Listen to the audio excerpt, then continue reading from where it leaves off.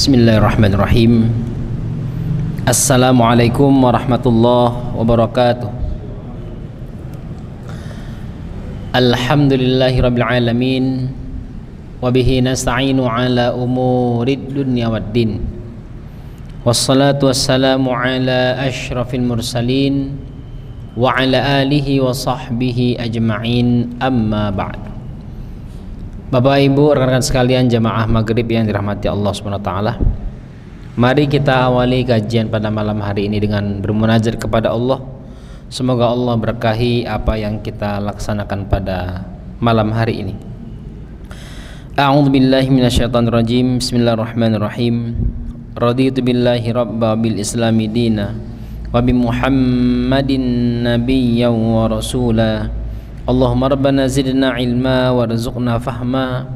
Allahumma arinal haqqa haqqan warzuqna tiba'ah wa arinal batila batilan warzuqna ijtinabah waj'alna mimman yastami'una alqawla fayattabi'una ahsanah wadkhilna birahmatika fi ibadikas salihin. Ya Allah, berkahi kajian pada malam hari ini ya Allah. Rahmati seluruh jamaah, kepahaman yang baik, amalan yang benar, dan ilmu yang bermanfaat. Jadikan ya Allah apa yang kami laksanakan pada hari ini menjadi bukti bahwa kami terus berupaya sungguh-sungguh dalam memperbaiki kualitas ketaatan kami kepada-Mu ya Rabbal Alamin. Rabbana atina fid dunya hasanah wa fil akhirati hasanah wa qina adzabannar walhamdulillahil alamin. Bapak Ibu yang dirahmati Allah SWT, rekan sekalian, kita akan membahas tentang hukuman mencuri. Sebagaimana yang kita pahami bahwa di antara hukum hudud atau jinayat adalah hukuman bagi orang yang mencuri.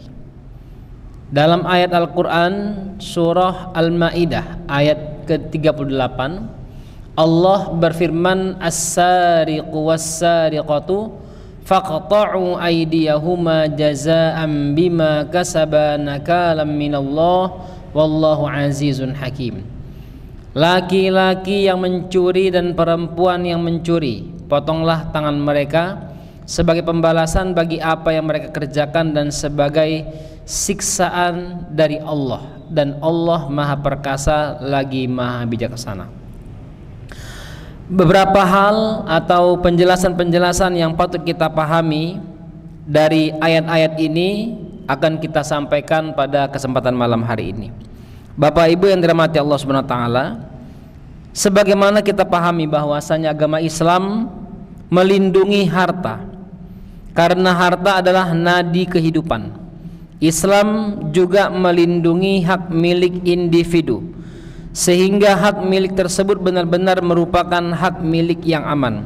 Tidak seorang pun diizinkan merampas hak milik orang lain dengan dalih apapun. Karena itu Islam mengharamkan mencuri, ghasab, mencopet, korupsi, riba, menipu, mengurangi timbangan dan takaran, serta mengharamkan suap. Islam menganggap semua pengambilan harta dengan jalan yang tidak dibenarkan syariat adalah memakan harta dengan cara yang salah. Islam memberi hukuman berat terhadap pencurian, yaitu potong tangan yang biasa digunakan untuk mencuri. Hikmahnya sangat jelas bahwa tangan yang dipergunakan mencuri sama dengan tangan berpenyakit yang harus diamputasi agar tidak menular ke bagian tubuh lainnya. Mengorbankan satu anggota tubuh untuk menyelamatkan tubuh secara keseluruhan adalah tindakan masuk akal dan tidak bertentangan dengan syariat. Juga sebagai peringatan bagi orang yang punya keinginan mencuri harta orang lain, sehingga ia tidak akan berani mencuri harta orang lain. Dengan demikian, harta setiap orang dalam Islam ataupun orang yang meminta perlindungan dalam Islam terjaga dengan baik. Hikmah beratnya hukuman mencuri disebutkan oleh Imam Nawawi rahimahullah dalam kitab Syarah Muslim. Qadhi Iyad berkata, Allah melindungi harta dengan hukuman potong tangan terhadap pencurinya. Hukuman itu tidak ditetapkan dalam kasus selain mencuri. Artinya jika ada perbuatan yang hampir sama tetapi tidak disebut dengan mencuri, misalnya mencopet, menggosok dan merampas. Menggosok ini kalau guyonan kita di masjid, pulang bawa yang baik-baik. Nah itu Pak. Jadi datang dengan yang buruk, pulang dengan yang baik-baik. Gitu Pak ya. Mengambil sendal orang yang terbaik bawa pulang ke rumah. Itu namanya gosok Pak. Dulu bahasa ini sering kita dengar di pesantren. Ternyata sampai di luar juga sama Pak. Saya ingat dulu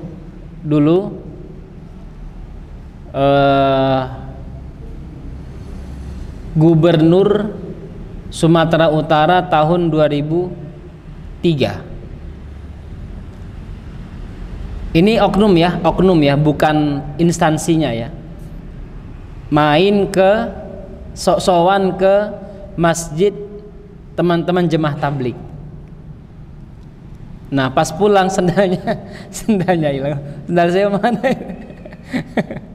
Gitu ya. Tapi saya yakin bukan teman-teman jemaah tablik, karena banyak orang-orang umum di sana itu. Nah, tetapi yang seperti itu tidak termasuk kategori mencuri, gitu ya. Karena mencuri itu nanti ada pengertian khususnya. Termasuk diantaranya yang tidak termasuk mencuri adalah merampas. Ya, merampas, misalnya debt collector itu, merampas motor orang di tengah jalan itu ya. Dia tidak termasuk mencuri. Ya, walaupun sama Indonesia dipukulin sampai babak belur. Ya. Karena 3 jenis kejahatan ini lebih ringan dibandingkan mencuri. Selain itu karena lebih mudah dilakukan pembuktian. Berbeda dengan pencurian yang kerugiannya biasanya cukup besar dan pembuktiannya lebih sulit. Karena itu hukumannya juga lebih keras agar efek jerahnya lebih kuat. Sekarang kita lihat macam-macam mencuri. Karena tidak setiap orang mencuri dipotong tangannya. Begitu dalam Islam. Jadi tidak serta-merta mencuri potong tangan, enggak begitu. Ada ketentuannya yang harus kita pahami. Ternyata ada 2 macam yang disebut dengan pencurian dengan 2 macam hukuman. Dan dia tidak dipotong tangan. Salah satu tidak dipotong tangan. Yang pertama, pencurian yang hukumannya berupa ta'zir. Ya. Yang kedua, pencurian yang hukumannya berupa hukuman hudud atau potong tangan. Ada pencurian yang nanti golongannya dita'zir, diberi peringatan keras atau diasingkan, atau langsung dipotong tangannya. Pencurian yang hukumannya berupa ta'zir, hukuman yang jenisnya ditentukan oleh hakim karena tidak dijelaskan oleh Al-Quran dan hadis, adalah pencurian yang syarat-syarat penetapan hukuman hududnya tidak lengkap. Karena bisa jadi dia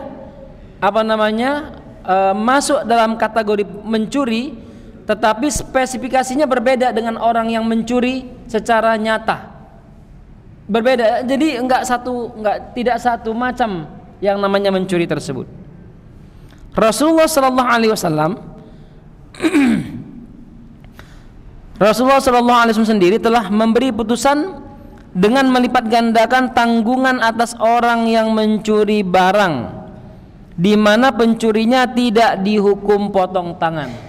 Misalnya dia mencuri harta orang miskin misalnya. Nah orang miskin ini hartanya dicuri, yang dicuri enggak banyak, daripada tangan orang habis ya kamu pokoknya ganti barang dia 10 kali lipat. Begitu. Di masa Umar ada 3 orang hamba sahaya mencuri unta. Kemudian ditangkap, dihadapkan sama Umar.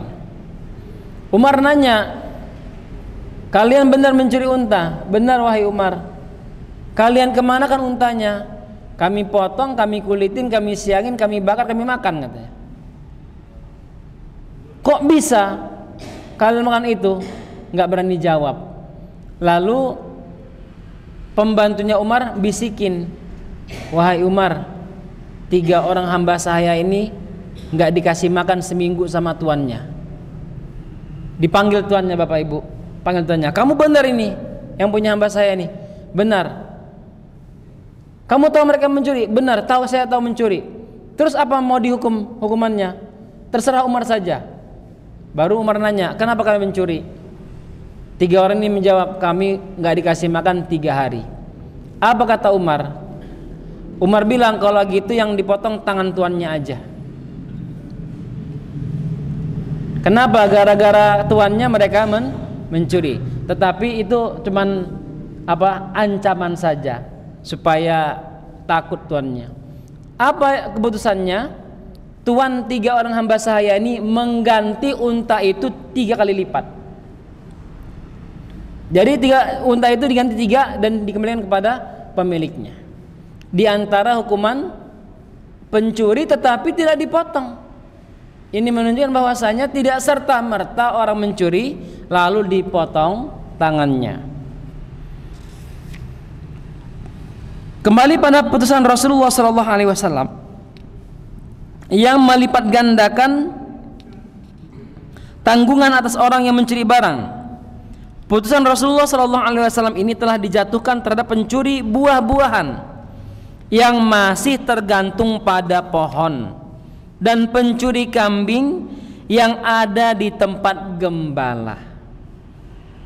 Nah, dia mencuri sesuatu yang terlihat nyata, yang di pohon ataupun yang di tempat gembala. Pada kasus pencurian buah-buahan yang masih tergantung di pohon, Rasulullah SAW telah membebaskan hukum potong tangan atas pencurinya. Pencuri yang hanya memakan buah tersebut tanpa membawa pulang dan ia memang butuh terhadap buah itu, maka ia tidak dikenai hukuman apapun. Makanya kalau ada orang yang kelaparan mencuri, jangan digebukin, jangan dipukulin, jangan dicaci. Keadaannya memaksa dia untuk itu. Sahabat ini atau ini terjadi di zaman Rasulullah. Artinya yang mencuri dalam kategori sahabat Rasulullah SAW yang kelaparan. Dia mencuri tetapi tidak dipotong tangannya, bahkan dimaafkan. Artinya kalau ada orang yang mencuri karena lapar, maka jangan sampai digebukin. Ajak dia duduk makan lagi, Pak, tak tambahin. Ya, kalau bisa diundang ke Masjid Al-Aman. Nah, sana ada angkringan sana. Pencuri yang hanya memakan buah tersebut tanpa membawa pulang dan ia memang butuh terhadap buah itu, maka ia tidak dikenai hukuman apa-apa. Akan tetapi bagi pencuri yang membawa pulang buah-buahan, maka ia dikenai tanggungan buah-buahan 2 kali lipat dari yang dicuri. Karena orang yang mencuri dalam keadaan seperti itu bukan mau mengisi perutnya, tapi pengen nyimpan. Dan ia juga dikenai hukuman. Kemudian barang siapa mencuri buah-buahan dari tempat penyimpanannya. Ini yang pertama, dia mencuri buah-buahan di pohon. Atau konteksnya kalau nggak ada di pohon, orang yang jual buah-buahan diambilnya buah-buahannya. Buah-buahannya ada di tempat terbuka. Hukumannya di ta'azir atau ganti 2 kali lipat. Tetapi beda halnya kalau buah-buahan ini ada dalam kulkas dan kulkasnya dalam rumah, lalu dia ambil, dia curi. Beda ini masalahnya. Barang siapa mencuri buah-buahan dari tempat penyimpanannya, maka hukumannya adalah potong tangan bila harga buah-buahan yang dicuri itu telah mencapai nisab potong tangan. Pada kasus pencurian kambing di tempat gembala, di tempat terbuka, Rasulullah SAW memberi putusan dengan tanggungan harga kambing yang dicuri itu 2 kali lipat. Selain itu pencuri tersebut didera sebagai pelajaran. Didera, dia dipukul, bukan dipotong tangannya.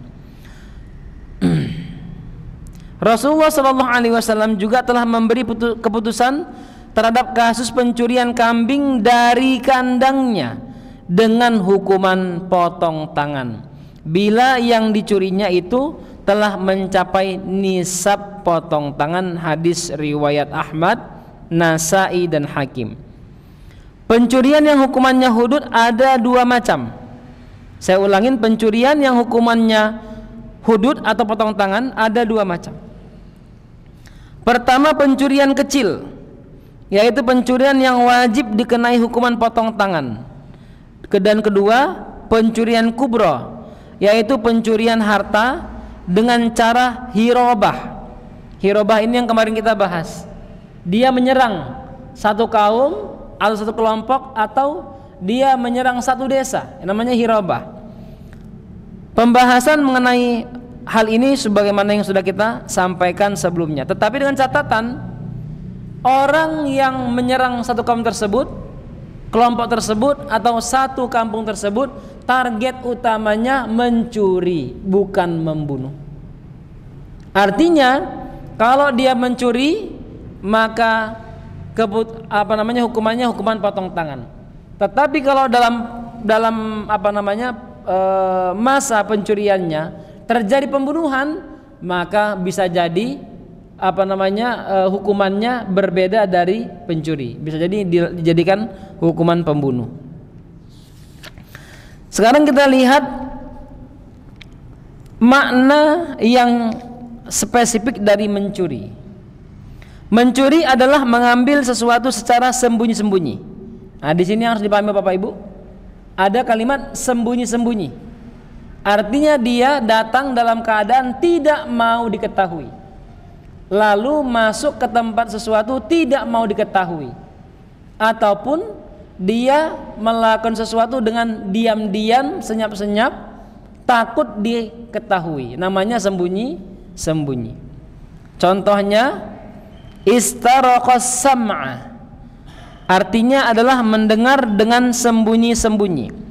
Sebagaimana dalam firman Allah Subhanahu wa taala, kecuali setan yang mencuri berita yang dapat didengar dari malaikat lalu ia dikejar oleh semburan api yang terang. Surah Al-Hijr ayat 18. Dalam buku kamus Al-Qamus Al-Muhit disebutkan, mencuri adalah datang dengan sembunyi-sembunyi untuk mengambil harta orang lain dari tempat penyimpanannya. Artinya kalau posisi motor itu ada di penyimpanan, di di depan rumah, sudah dikunci, maka ketika dia masuk mengambilnya, maka dia mencuri. Tetapi kalau seandainya motornya masih nyala, kan biasa kita Pak ya, biasa itu ya, manasin motor tinggal Pak ya, masih nyala, maka dia tidak disebut mencuri. Tapi apa? Merampas. Kenapa? Posisi motor standby. Nah makanya kalau ada motor Pak, ini kita bersyukur di Yogyakarta ini Pak, motor nyala itu nggak ada yang ngambil Pak. Di Medan jangan harap, jangankan nyala Pak, jangankan nyala, dalam rumah aja udah hilang Pak. Makanya saya lihat motor-motor di sini nyala, masya Allah luar biasa Yogyakarta ini Pak. Kalau di Medan lah luar biasa itu. Baik. Ibnu Irfah berkata, mencuri menurut orang Arab adalah orang yang datang dengan sembunyi-sembunyi ke tempat penyimpanan lalu mengambil sesuatu yang bukan miliknya. Ya, bukan miliknya. Berdasarkan definisi di atas, dapat disimpulkan bahwa mencuri meliputi 3 hal, atau seseorang dikatakan mencuri jika melakukan 3 ini. Yang pertama, mengambil harta orang lain. Artinya harta itu by name, ada nama orangnya di sana. Makanya Koruptor tidak dibilang mencuri, Bapak Ibu. Ya, koruptor tidak dibilang mencuri karena mereka tidak mencuri barang orang lain. Makanya dalam masalah koruptor tidak bisa diambil hukum potong tangan. Tetapi hakim boleh untuk menjatuhkan hukuman mati di situ sama orang koruptor itu. Boleh. Atau dimiskinkan sampai 7 turunan misalnya. Boleh. Tetapi potong tangannya nggak boleh. Karena dia tidak mencuri secara sembunyi-sembunyi. Begitu. Yang kedua, dikatakan mencuri jika mengambil secara sembunyi-sembunyi. Artinya kalau orang ngambil motor depan rumah lagi nyala, nggak dibilang mencuri dan tidak bisa dihukumin potong tangan. Yang ketiga, harta itu berada di tempat penyimpanan. Kalau bisa dilihat oleh orang banyak, maka tidak dikatakan tempat penyimpanan. Jadi jika barang yang diambil itu bukan milik orang lain, cara mengambilnya dengan terang-terangan, atau barang yang diambil itu berada tidak berada di tempat penyimpanan, maka perbuatan ini tidak disebut mencuri yang wajib dijatuhi hukuman potong tangan. Nah, makanya memang sampai di istilah kita ada mencuri, ada merampok, ada merompak, ada menjambret, ada mencopet, ada merampas, maka istilah-istilah ini berada pada tempatnya masing-masing dan memiliki definisi yang masing-masing pula. Walau mungkin kita akan bilang maling-maling juga, gitu ya. Ada orang yang ngerebut motor, maling. Ada orang yang ngambil ayam, maling, dan sebagainya. Selanjutnya, pencopet, perampas, dan penipu bukanlah pencuri. Ya. Pencopet, perampas, dan penipu tidak bisa dikatakan pencuri. Jadi mereka tidak wajib dipotong tangannya, meskipun wajib dijatuhi hukuman ta'zir, yaitu hukuman yang tergantung pada hakim. Jabir radhiyallahu anhu meriwayatkan bahwa Rasulullah sallallahu alaihi wasallam bersabda, laisa ala khainin wala muntahibin wala mukhtalisin qat'un. Penipu, perampas, dan pencopet tidak dikenai hukuman potong tangan. Hadis riwayat Ashab Sunan, Hakim, dan Baihaqi. Muhammad bin Syihab Az-Zuhri meriwayatkan, pada suatu ketika seorang pencopet dilaporkan ke Marwan bin Hakam. Mereka menuntut agar tangannya dipotong. Marwan menanyakan kepada Zaid bin Thabit. Zaid berkata, pencopet itu tidak dijatuhi hukuman potong tangan. Ya, pencopet, ada ibu-ibu, ya, ibu-ibu belanja, setelah di tengah dia belanja ada orang di belakang ngambil dompetnya. Nah, itu yang disebut dengan pencopet. Pencopet ini tidak dimasukkan kategori pencuri. Dia pencopet. Ibnul Qayyim berkata, memotong tangan pencuri karena mencuri 3 dirham. Saya ulangin, takaran disebut nisab pencuri. Orang ngambil barang disebut mencuri jika dia mencuri 3 dirham. 3 dirham itu sama dengan 3 gram perak. 1 dirham 3 gram perak. Artinya dia mencuri kurang lebih mencuri 9 gram perak. Perak asli sekarang kurang lebih harganya antara 70 sampai 300.000 rupiah kalau saya tidak salah.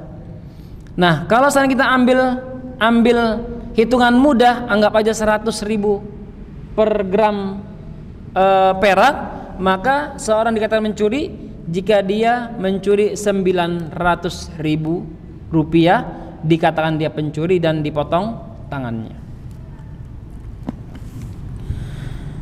Sementara pencopet, perampas dan penggosok tidak dipotong tangan merupakan kearifan syariat Islam.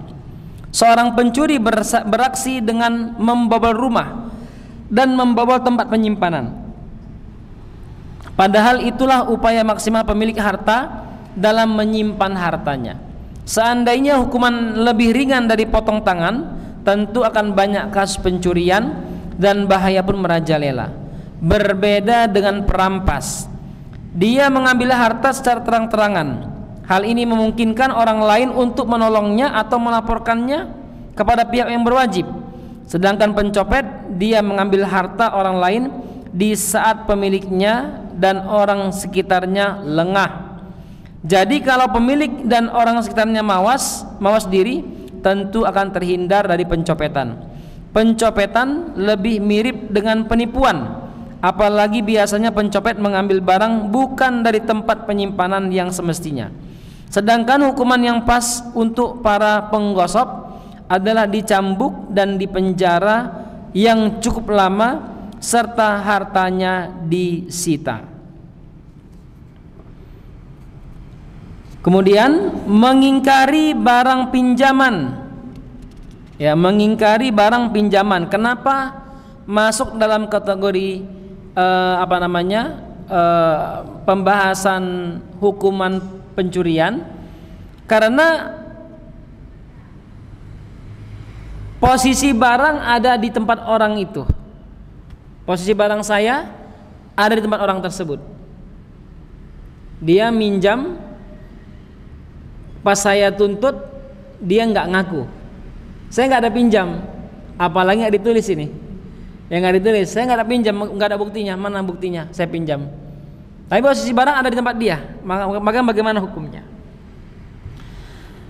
Apakah mengingkari barang pinjaman termasuk mencuri atau tidak? Ada perbedaan pendapat di kalangan ulama. Jumhur ulama mengatakan bahwa orang yang mengingkari barang pinjaman tidak dipotong tangannya karena Al-Quran dan hadis hanya mewajibkan hukuman potong tangan terhadap pencuri. Orang yang mengingkari barang pinjaman bukanlah pencuri.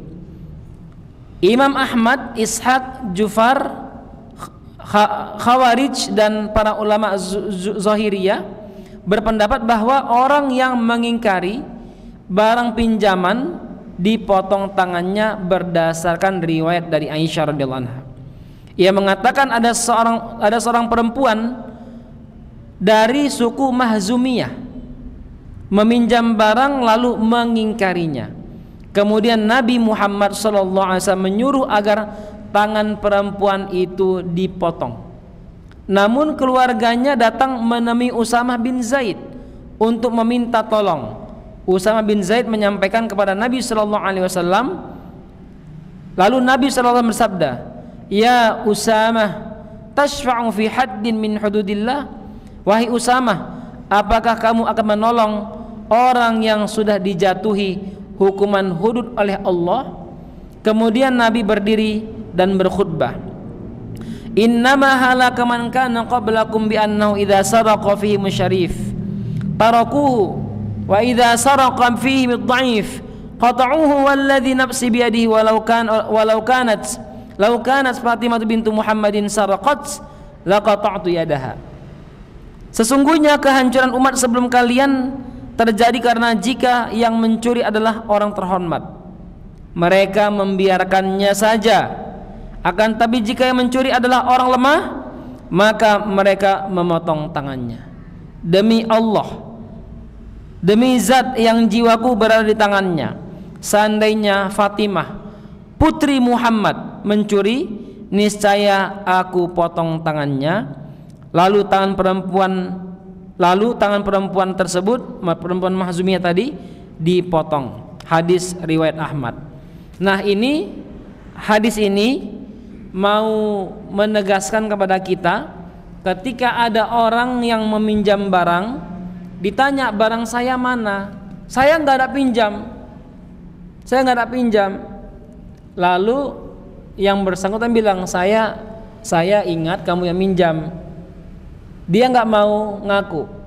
Kemudian yang bersangkutan membawa beberapa orang. Kalau kamu nggak mau ngaku, mohon izin saya periksa rumahnya. Diperiksa rumahnya, dapat barangnya. Nah, ini yang dikatakan oleh sebagian para ulama, diantaranya Ishaq tadi, tetap dipotong tangannya. Ya, tetap dipotong tangannya. Ibnul Qayyim mendukung pendapat ini. Dalam kitab Zadul Ma'ad, ia mengatakan orang yang mengingkari barang pinjaman dikategorikan oleh Rasulullah SAW sebagai pencuri, sebagaimana segala jenis kemungkaran beliau kategorikan sebagai khamar. Ini adalah penjelasan kepada umat mengenai apa yang dimaksud oleh firman Allah Subhanahu wa taala dalam firman-Nya surah Al-Maidah ayat 38. Dalam kitab Ar-Raudhah An-Nahdiyah dijelaskan, orang yang mengingkari barang pinjaman jika secara bahasa bukan pencuri, tetapi secara syara', secara perbuatan ia adalah pencuri, dan syara' harus lebih didahulukan daripada bahasa. Dalam kitab I'lamul Muwaqqi'in, Ibnul Qayyim menjelaskan hikmah dan maslahatnya sangat jelas. Pinjam meminjam adalah kebutuhan masyarakat. Bahkan dalam keadaan darurat, meminjamkan barang menjadi wajib, baik secara gratis maupun dengan uang sewa. Dan tentu saja pemilik barang tidak bisa melihat barang yang dipinjam setiap saat. Selain itu, masalah pinjam meminjam tak dapat lagi dielakkan, baik secara adat maupun syara'. Dengan demikian, maka tidak ada bedanya antara mengambil barang orang lain dengan mencuri, dengan mengambilnya atau dengan tidak mengakui bahwa barang yang ada padanya adalah barang orang lain yang dipinjamnya. Mengingkari barang pinjaman berbeda dengan mengingkari barang titipan, sebab dalam masalah pengingkaran barang titipan terdapat unsur kesalahan dari si penitip. Mengapa ia sampai mempercayai orang yang dititipi? Nah, di sini kita dihidangkan beberapa istilah-istilah yang mungkin sampai sekarang kita anggap lumrah. Ya, pinjam nggak usah ditulis, titip nggak usah ditulis. Titip ya nggak usah ditulis, pas hilang baru kita menyalah-nyalahkan orang lain. Maka kalau dalam hal penitipan ini harus jelas kita kepada siapa kita titipin, kapan mau kita ambil, bagaimana jenisnya, seperti apa barangnya, harus ditulis dengan baik. Kalau tidak, maka kalau hilang kita tidak mampu untuk menggugatnya. Bapak Ibu yang dirahmati Allah SWT, sebelum saya lanjut, mungkin ada yang mau ditanyakan, dipersilakan. Ya.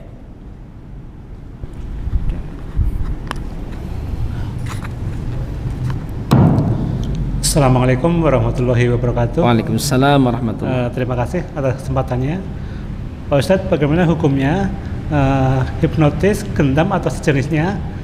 Apakah bisa dikategorikan dengan pencurian? Di lain Pak? Hipnotis, gendam atau sejenisnya? Apa bisa dikategorikan dengan pencurian atau mencuri? Makasih. Assalamualaikum warahmatullahi wabarakatuh.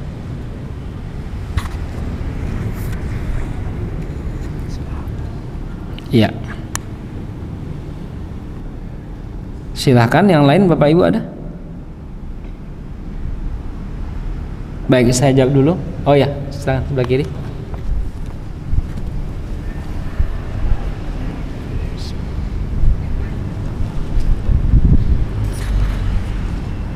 Assalamualaikum warahmatullahi wabarakatuh. Waalaikumsalam. Tadi terkait dengan pencurian, korupsi. Kadang-kadang di zaman sekarang ini banyak kita temui. Ini mohon maaf, bukan saya mengusil enggak ya. Banyak yang kita lihat gajinya seberapa sih? Berapa lama sih dia kerja? Tapi punya aset yang luar biasa dan setiap sebentar umroh. Jadi kita jadi tanda tanya, itu uang halal atau uang haram? Jadi gimana Ustaz ya? Itu pertama Pak ya. Yang kedua lagi begini. Kadang-kadang mohon maaf, kadang-kadang saya kan sering dengar ceramah juga di YouTube. Saat ini lebih kadang-kadang lihat banyak ustadz yang pamer kekayaan, sementara kehidupannya kan cuma dari ceramah ya. Apakah hukumnya gimana? Demikian, terima kasih. Ya. Baik, saya jawab dulu Bapak Ibu. Pertama, apakah hipnotis dan sebagainya bisa dikatakan pencurian? Yang saya pahami, hipnotis itu disamakan dengan pencopetan, Pak. Copet, sama dengan copet. Kenapa? Karena kalau tadi kita ambil maknanya, orang yang dicopet itu pencopetan itu terjadi karena adanya kelalaian. Orang yang dihipnotis itu terjadi hipnotis karena adanya kelalaian tersebut. Saya contohkan, dan ini banyak sekali ya Bapak Ibu ya bentuknya ya. Bukan hanya kita ditepuk di sini aja baru atau disapa halo gitu ya. Tapi sampai pada tahap di sini di HP. Assalamualaikum, waalaikumsalam, ngomong-ngomong kehipnotis. Ya jadi ada juga pakai itu. Maka sepaham saya yang namanya hipnotis itu termasuk dalam kategori pencopetan. Ya bahasanya begini. Kalau yang hipnotis itu masih yang diambil barang ini masih ringan Bapak Ibu. Berapa banyak orang dihipnotis yang diambil itu kehormatannya, gitu ya. Saya ingat sekali beberapa teman-teman pesulap itu, mereka punya jurus hipnotis yang sangat mengerikan sekali Pak. Bahkan hipnotisnya itu bisa memerintahkan orang lain telanjang itu bisa Pak. Jadi luar biasa sekali, bahaya sekali. Maka hati-hati, dan salah satu di antara problem orang yang kena hipnotis adalah konsentrasi yang kurang Bapak Ibu. Maka ini harus hati-hati, dan peluangnya bisa terjadi pada siapapun. Yang kedua, misalnya ada orang yang kita tahu baru kerja, dia misalnya anggota DPR siapalah gitu ya. Ya, sekian tahun tiba-tiba kekayaannya luar biasa. Pertama, saya sendiri kurang pandai mendikte orang lain saya. Tapi dulu pernah saya beberapa kali ngobrol sama teman-teman yang punya kedekatan beberapa oknum polisi, oknum TNI dan sebagainya. Itu memang kalau kita ambil jujur-jujurnya sampai tingkat jenderal sekalipun itu hitungannya ada Pak, dan hitungannya nggak sampai 60 juta gitu ya. Jadi hitungan gaji pokok, hitungan tunjangan jabatan, tunjangan keluarga, kalau itu diambil lah itu nggak sampai puluhan juta. Itu boleh nanti ditanya-tanyalah sama berapa. Makanya kalau ketemu sama polisi-polisi yang tawadu, yang taat itu, alhamdulillah katanya. Ya begitu aja kehidupannya, nggak maju-maju. Saya melihat di Jogja ini banyak polisi-polisi yang kehidupannya begitu nggak maju-maju Bapak Ibu. Dan saya doa terbaik semoga mereka berkahi kehidupan dunia dan akhirat. Karena mereka nggak mau kalau di di beberapa daerah, misalnya di Medan itu, di Medan. Saya ngomong Medan aja deh. Di Jogja saya nggak kelihatan. Di Medan itu sampai polisi yang ilegal sendiri berani dia menilang 300.000, langsung di tempat 300.000 kali 10 orang 3 juta dia dapat satu hari. Dan dia nggak takut itu Pak. Kalau di sini nggak berani Pak itu. Kita bilang Pak bantulah, oh nggak berani dia, malah marah dia sama kita. Sana ke sidang katanya. Jangan di sini nggak ada pakai uang katanya. Mungkin pas saya, kalau pas yang lain nggak tahu juga saya. Nah jadi Saya sendiri tidak bisa mempertanyakan itu. Ya mana tahu dia kaya, kita nggak tahu orang tuanya meninggal, orang tuanya miliarder dapat uang dia. Saya nggak tahu. Yang pastinya kita kaum muslimin dituntut untuk memperhatikan apa yang kita siap untuk esok hari. Sedangkan orang kaya mendadak, orang kaya yang luar biasa di luar pemikiran, udahlah, saya kayaknya nggak berani deh untuk capek-capek ke situ. Kenapa? Karena capek ini aja Pak, kita nggak dapat manfaat dan sebagainya.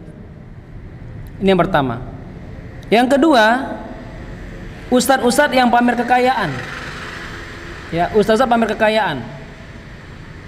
Kalau kita mengambil istilah pamer, maka apapun ceritanya, siapapun orangnya nggak boleh pamer. Bukan hanya ustadz saja. Siapapun orangnya, mau dia saudagar kaya, siapapun nggak boleh pamer. Secara umum begitu. Jadi dikesampingkan dulu ustadznya. Ustadznya. Kalau bahasa pamer nggak boleh. Tetapi jangan juga dikira ustadz itu nggak boleh kaya. Karena saya tahu ada ustadz kaya banget. Kalau tidak karena kekayaannya, Islam nggak sampai kemari Pak. Ustadz dia namanya Ustadz Utsman bin Affan radhiyallahu anhu. Tahu Pak Utsman bin Affan Pak? Nah, itu ustadz paling kaya Pak. Sampai kekayaannya nggak bisa ditanya Rasulullah SAW. Itu ustadz paling kaya yang sekarang dia punya rekening di Madinah, sekarang masih jalan rekeningnya Pak.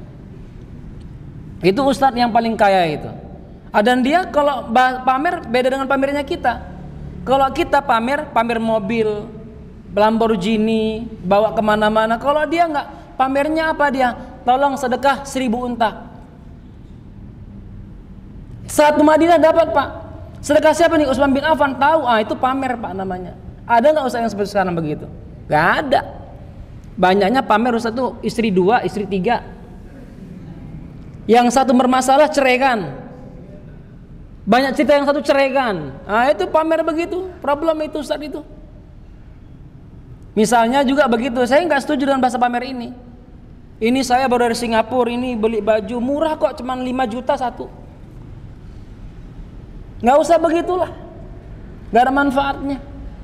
Nah, apalagi bahasa ustadz ini memang bahasa yang dihormatin, kan begitu. Apalagi kita. Dulu guru-guru saya bilang begini, nggak pernah bermasalah ustadz itu mobilnya berapa terserah saja, istrinya berapa terserah saja. Tetapi yang patut dipahami adalah standar layak. Layak nggak Anda begitu?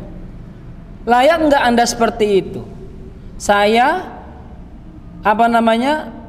aktif di lembaga filantropi, namanya ACT. Saya ketua direktur paling tinggi.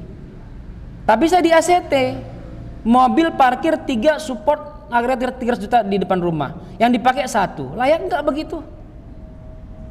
Ngapain begitu? Apa bangganya begitu? Boya 3 ini kasih, tolong kamu pakai ini. Pokoknya ada agenda dakwah, pakai aja. Ini pakai aja. Di tempat aneh 1 aja. Ngapain 3 parkir di depan rumah? Tinggal tempat yang mewah sekali, yang mungkin orang-orang pejuang di bawahnya nggak akan mungkin mimpi beli itu. Mimpi aja nggak akan mungkin dia, sampai beratnya. Nah, artinya kembali pada standar layak. Boleh ustadz kaya, boleh siapapun kaya, tapi yang layaklah bertingkah. Jangan sampai syariat karena membolehkan, perbuatan kita tidak layak seperti itu. Ya, mohon maaf Bapak Ibu. Nah, kita dengarkan azan dulu.